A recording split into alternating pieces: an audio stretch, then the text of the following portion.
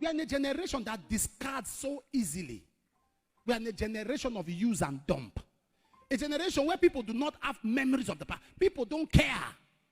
A generation where once people achieve what they want, they feel they don't need it anymore. So you must keep a door open. Because when you have passed through that door out, you need to pass through it in. Don't take up the ladder that helped you. Because you may need to climb down. There are so many people today. We are in a generation where people think this generation has no memory. All they think of is today. Something, the jawbone of an axe that helped you to kill 1,000 people, sir. That's not the kind of bone to throw away. You will know there's something in that bone. That it was beyond just a bone. There was power in the bone.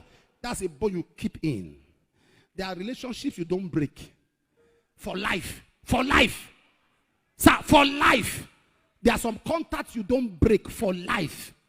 There are some people that you owe thanks for life.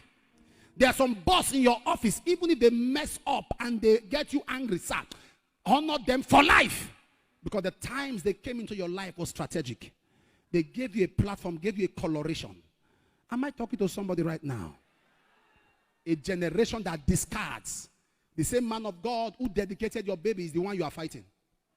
The same pastor who dedicated your baby, and that's your church.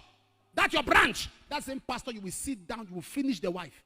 Because you feel you don't need a jawbone anymore. The same man that believed in you and carried you up is the man you have conspired with those that hate him to fight. Because you believe you are done with the jawbone. You don't need it anymore. In the same place where grace came, grace kept you. Now you are blessed. You are not trying to ask us if tithing is scriptural. When you were broke, you didn't ask that question. When you were stranded, you are in a generation. There are many of you looking at me now who need to cry to God for repentance. Because you feel you don't need a jawbone anymore.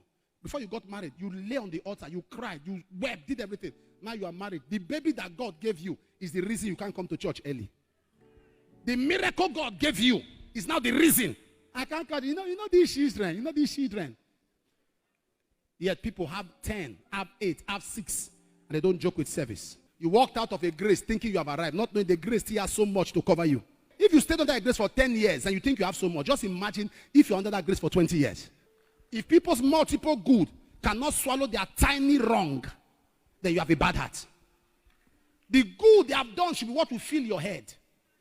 Not the tiny wrong. Do you know in a generation where if you keep supporting, the day you don't support, you're a bad person. Why are you there for me? Why are you there for me? You are not done anything. You are not done anything. I don't care. So long you are not feeding me, I don't care. Anybody that you talk to me, I bullshit you, man.